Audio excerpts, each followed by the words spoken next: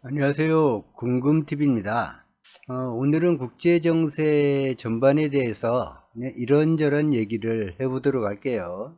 지금 우리가 보고 있는 일들을 가만히 살펴보면 보통 일어나서는 안 되는 일, 그런데 너무나 쉽게 당연하다는 듯이 그런 일들이 일어나고 있습니다. 상식적이지 않은 일들에 중요한 것은 미국이 직접 당사자이거나 깊숙하게 개입하고 있거나 또는 그동안 임해왔던 것과 달리 방관하고 있다는 것이죠.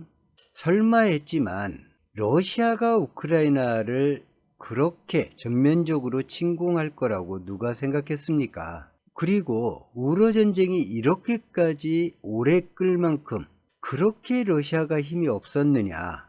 이 우러 전쟁이 2026년도까지 이렇게 진행이 될 만큼 이렇게 오래 끌 거라고 누가 생각을 했을까요? 이란 전쟁, 참 이란 전쟁도 정말 과간이죠. 멀쩡하게 협상을 하고 세계가 그 협상을 지켜보고 있었는데 갑자기 전쟁을 일으켜 버렸습니다. 그것도 다름 아닌 미국이 협상을 가장 존중한다고 하는 그 나라에서 협상 중에 상대국의 주요 인사들 36명을 몰살시켜 버렸어요. 이거를 어떻게 받아들여야 될까요? 누구도 당연하다는 듯이 있을 수 있는 일이라는 듯이 지금까지도 받아들이지 못하고 있죠. 미군이 주둔했다라고 하는 명제가 있죠. 미군이 주둔했다. 그러면 안보에서 우리는 이제 무사하다는 것을 보장받았다. 그런 시대가 지금까지 이어져 왔는데 지금은 미군이 주둔했다는 이유만으로 어떤 세력, 어떤 나라에게서 무차별적인 공격 대상이 될 수도 있다. 그러니까 미군이 주둔하고 있는 것이 안심할 수 있는 안보 환경이 아니라 내가 내 스스로를 지킬 힘만 있다면 미군이 없는 것이 훨씬 더 안전하다는, 미국에게 전적으로 의존을 해왔던 우리나라 사람들 같은 경우에서도 이번에 중동 전쟁을 보면서 이런 인식이 급속도로 확산이 되었습니다. 그래서 어지간한 미국과의 이런 뉴스의 댓글들을 살펴보면 지긋지긋하다, 이제 그만 떠나라, 이번 기회에 우리가 우리나라를 직접 지키자, 미국 필요 없다, 이게 주둔에 필요한 합당한 경비를 내지 않으면 미군 주둔을 허용해서는 안 된다, 과거에는 상상하기도 힘들었던 이런 주장들이 쏟아지고 있죠. 그만큼 이 시대 상황이 복잡하게 변하고 있다는 것입니다. 그리고 또 한 가지, 이 동맹 파괴에 대한 부분입니다. 이는 트럼프가 앞장서서 진행을 해오고 있고, 트럼프가 이번 임기를 끝으로 임기가 끝난다, 지금은 누구도 그렇게 단정해서 얘기하지 않습니다. 트럼프는 자신은 다음 대선에 출마할 거라고 공공연하게 지금 얘기하고 있는 상황이에요. 그런데 누구도 그것을 그럴 수 없다, 그건 불가능하다, 이렇게 딱 잘라서 얘기하지 못하는 것은 상대가 트럼프이기 때문에 그런 것이죠. 이 트럼프가 아무리 막 나간다고 해도 이렇게 동맹이나 우방과의 관계를 엉망진창으로 만들 거라고 누가 상상이나 했겠어요. 지금 미국과의 동맹관계를 맺고 있는 모든 나라가 사실상 동맹관계가 유지되고 있나를 심각하게 걱정해야 할 만큼 그렇게 상황이 악화가 된 그런 상태입니다. 우리나라도 마찬가지예요. 한미동맹이 철동 같다, 이런 얘기를 입에 달고는 있지만 이번 중동전쟁에서 미군들의 무기가 부족해졌다라는 이유로 대한민국 방위를 위해서 존재했던 주한미군의 무기를 우리의 동의도 없이 그냥 막 빼가버렸단 말이죠. 그러면 우리는 미군의 무기를 보관해주는 나라에 그치게 됩니다. 매우 심각해졌죠. 이런 부분은 우리뿐만이 아니라 서방진영 전체가 똑같이 생각하고 있는, 이것은 뭔가 크게 잘못됐다 라고 지적하는 부분입니다. 그리고 트럼프가 많은 것을 세계에 요구하고 있죠. 결정은 자기 혼자 합니다. 미국 혼자. 아무 나라하고도 의논하지 않고 그냥 혼자 결정을 하는데 모든 나라가 참여하라고 설득이나 요청을 하는 게 아니라 압박하고 협박을 하고 있죠. 그래서 세계가 뭐 조그마한 선택을 하나를 가지고도 미국이 연관되어 있는 것이면 갈팡질팡하고 있는 모습을 보이고 있습니다. 선택 하나에 친미국가, 반미국가, 무역보복, 군사분쟁이 너무나 쉽게 일어나니까 그럴 수밖에 없는 세계가 되었어요. 힘이 강한 나라들이 가치를 명분으로 내세우고 그래야 세계 질서가 유지가 되는데 오히려 앞장서서 파괴하고 있는 모습이기 때문에 그렇지 못한 나라들, 상대적으로 미국, 중국, 러시아 이런 나라들에게 상대적으로 약한 이런 나라들 입장에서는 선택 하나에 자신의 나라의 운명이 걸려 있는 듯이 그렇게 조심스러워할 수밖에 없는 그런 현재의 모습이다. 우리나라도 예외는 아니다. 이해할 수 없는 너무 많은 일들이 일어나고 있기 때문에 지금은 명분 그리고 가치, 상식을 공유하겠다. 그런 시대가 아니게 되었습니다. 자국의 유리한 명분 그리고 가치, 상식만이 우월한 시대, 그거에 빨리 적응하는 국가가 살아남는 그런 시대가 되었습니다. 그러니까 자국의 이익을 극대화하는 방향으로 그러면서도 적을 만들지 않는 참 어려운 이 외교, 국제 외교 상황에 모든 나라가 놓이게 됐다. 우리나라처럼 경제, 산업, 무역, 문화 모든 부분에서 탑10에 들어가는 이런 나라인 경우에 예전과 같은 미국 중심의 이 동맹체제가 현재 와해된 상태이기 때문에 조금 더 신경을 쓸 수밖에 없겠죠.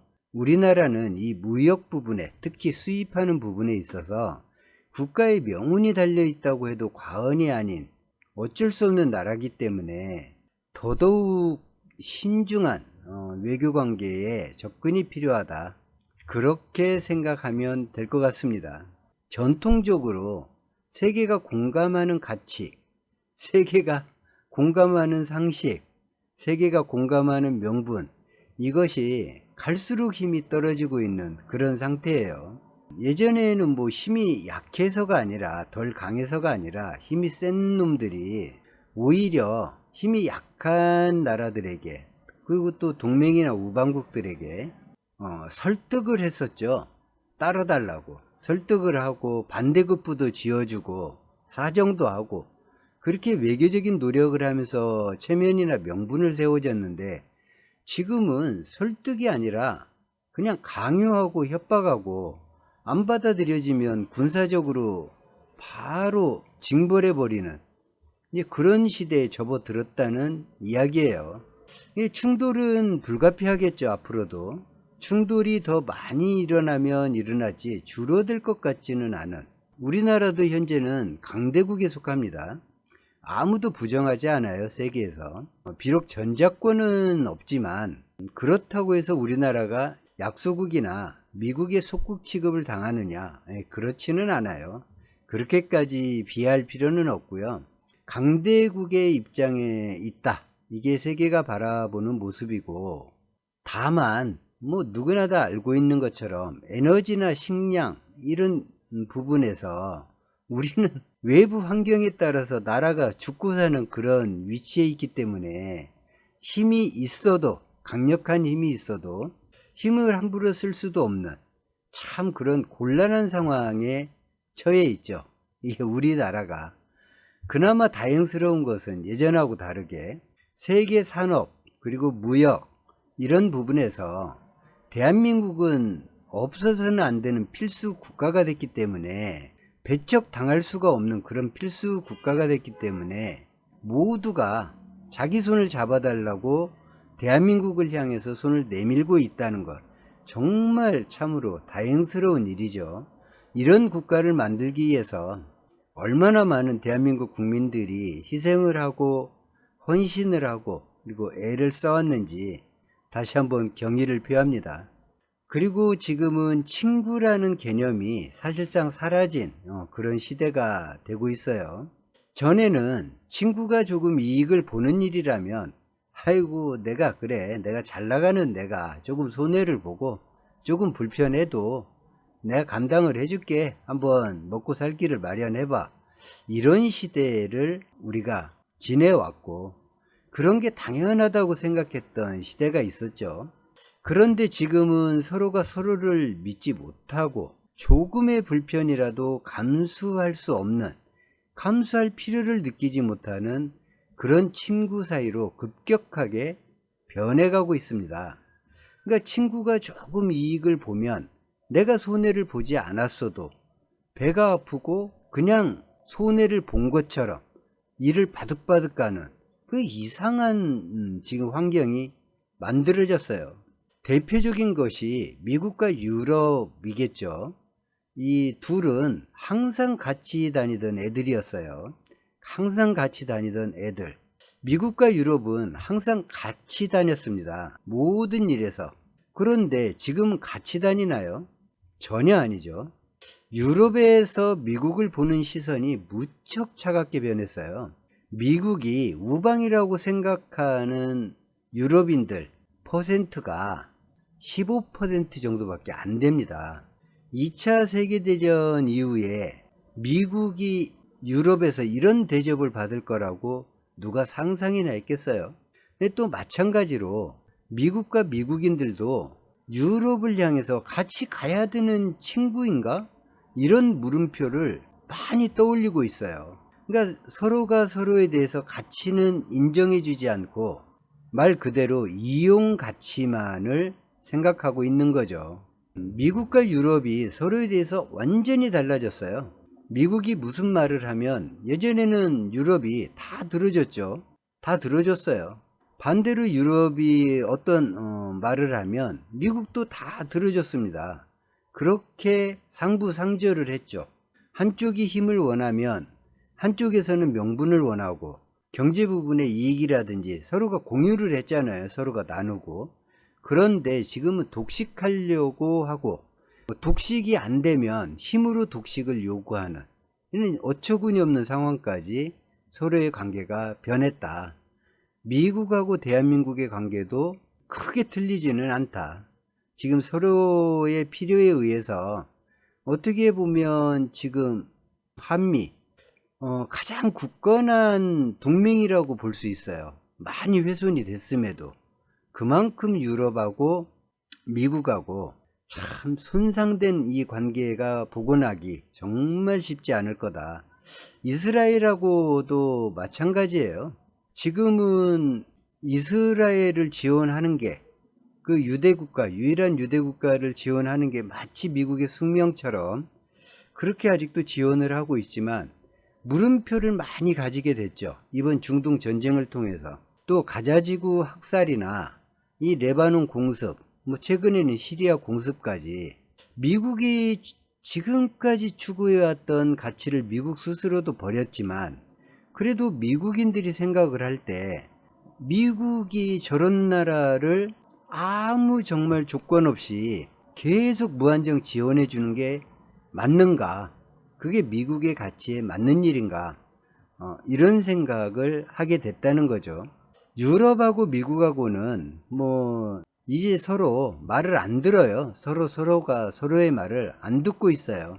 그러니까 어떤 관계냐? 쉽게 말하면 이혼하지 않는 부부 상태라고 보면 됩니다. 그냥 각방을 쓰는 부부 상태가 아니라 서로 거주할 곳을 따로 가지고 있는, 법적으로는 부부인데 이제 그런 부부 상태라는 얘기예요. 서로 떨어져 있어도 애틋하고 그리워하고 막 그럴 수 있죠. 불편하면 달려가지고.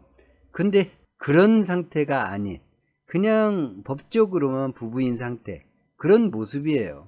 그리고 서로가 서로한테 얘기를 하죠. 우리는 부부이긴 한데 따로따로 알아서 잘 살자.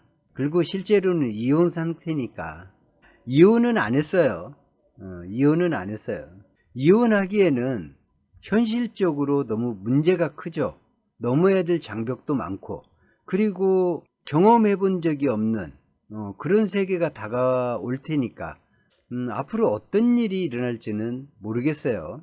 전통적인 동맹에서도 이런 일이 너무 쉽게 일어나고 진행이 되고 있는데, 그냥 자국 현실에 유리하면 일단 저지르고 보는, 얼마 전에 이게 뭐 세계에 그렇게 뉴스에 나오지는 않았어요. 근데 사실 상당히 심각한 일이었었는데 일부러 너무 걱정이 되니까 쉬쉬한 경향이 있어요. 얼마 전에 우크라이나가 이란을 공격을 했어요. 러시아가 아니라. 그 카스피해까지 그 드론을 보내가지고 이란 선박을 공격을 했는데, 그 이란과 러시아가 통상 무역을 하고 교역을 하는 곳이 카스피해죠. 카스피해에서 서로 물건을 주고 받았겠죠, 당연히. 그 이란 배를 우크라이나가 공격을 해버렸어요. 이란의 선박을 공격을 해가지고 선원 한 명이 죽었고, 그리고 선박에 불도 나고, 그러니까 당연히 이란은 화가 났겠죠. 무척 열받았겠죠. 그러지 않아도 지금 미국 이스라엘 공격에 나만 하는 게 없는 상황인데, 그래서 우크라이나를 공격하려고 마음을 먹었어요, 이란이. 너 왜 우리를 공격했어? 라고 우크라이나를 질타를 먼저 했어요. 공격을 하려다 참고. 그러니까 우크라이나 말로는, 아니 러시아를 지원하는 무기를 이란이 실어 나르는 것 같아서 공격을 했다, 이렇게 얘기를 했는데, 이란 쪽에서는 우크라이나 말을 이렇게 해석을 했어요. 그냥 우크라이나가 사과를 했으니까 우리는 공격 안 하기로 했다, 이렇게 그냥 발표를 하고 끝내버린 거예요. 그런데 실상으로는 우크라이나는 사과한 적이 없어요. 그냥 그렇게 의심이 들어서 공격했다가 전부거든요. 사과를 한 게 아니에요. 공격받았던 이란은 왜 우크라이나가 사과했다고 그렇게 얘기를 하고 공격을 멈췄을까? 이란은 사실 지금 미국 이스라엘하고 전쟁하기도 무척이나 버겁죠. 힘들고. 이게 우크라이나까지 전쟁 상대로 만들어 버리면 정말 복잡해져요. 이게 이 양상이 단순하게 이란하고 우크라이나가 전쟁 개시만 된다, 이런 상태가 아니에요. 일이 엄청나게 커져 버립니다. 그러니까 이란도 그거를 느낀 거죠. 지금 이란의 여력이 바닥인데 일이 더 커지면 좋을 것이 없다. 그럼 이제 우크라이나는 왜 이란을 실제 공격했느냐, 이걸 좀 생각을 해봐야 되겠죠. 러시아의 무기를 공급하고 뭐 그런 의심이 들어서 공격했다, 이거 뭐 그럴 수도 있다고 고개를 끄덕거리겠지만, 지금 우크라이나 입장에서 이란하고까지 전쟁을 할 만큼 그런 여력이 있느냐? 없잖아요. 전혀 없어요. 미사일 한 발, 드론 하나가 지금 요긴한 상황에 이란까지 가서 이란을 공격해야 했느냐? 왜 공격했을까? 세계의 관심을 받으려고 전쟁을 키울 목적으로 공격했다, 이렇게 생각하는 전문가들이 제법 있죠. 세계의 관심이 끊어지면 우크라이나는 생존 자체가 불가능한 상태가 되니까. 하지만 이것을 확인할 수는 없어요. 우크라이나가 그것을 인정하지 않으니까. 다행스럽게 이번에 우크라이나의 도발을 이란이 참으면서 우러 전쟁 그리고 중동 전쟁, 이 두 개의 전쟁이 만나서 하나가 되지는 않았어요. 정말 다행스러운 일이에요. 이게 만나가지고 하나로 엮여버리면 정말 큰일이 나요. 우리나라도 마찬가지고 세계도 엄청 불편해져요. 이렇게 되면 그냥 3차 대전에 씨앗이 바로 될 수 있다, 그렇게 생각해야 되거든요. 큰 전쟁이 돼버리면 진짜 약간 입장들이 다 곤란해질 것 정도가 아닌 것이죠. 뭐 러시아도 마찬가지고 우크라이나도 마찬가지고, 생각을 해보니까 이란, 미국, 서유럽 가슴을 쓸어내리게 됐죠. 당장에 우크라이나가 공격을 해서 이란 선박이 불탔을 때는 그냥 공격했나 보다 했던 것이, 잠깐 생각을 해보니까 이 3차 대전이 일어날 수도 있었던 그런 일이었던 거예요. 근데 우크라이나는 좀 아쉬웠을 수도 있어요. 관심을 지금 받아야 나라가 생존하는 곳이니까. 그래서 전쟁이 조금 더 규모가 커져도 좋다고 생각할 수 있죠. 우크라이나 입장에서는 중동전쟁이 참, 중동전쟁 자체가 괘씸할 거예요. 우크라이나가 받아야 될 관심, 지원이 묻혀버렸잖아요. 중동전쟁 때문에. 우크라이나는 잊혀지고 세계가 다 이란 전쟁만 얘기하죠. 우러 전쟁 때문에 안보 위협은 느끼지만 이 서유럽도 경제 부분에서 뭐 그렇다고 특별하게 문제가 되느냐. 우리나라도 마찬가지죠. 근데 중동전쟁은 이야기가 많이 다르잖아요. 우크라이나는 관심을 계속해서 받아야 되는 나라인데 이렇게 전쟁을 확산시킬 수 있는 능력이 있는 나라라는 게 입증이 됐잖아요. 이 이야기는 다음 영상에서 계속 해보도록 할게요.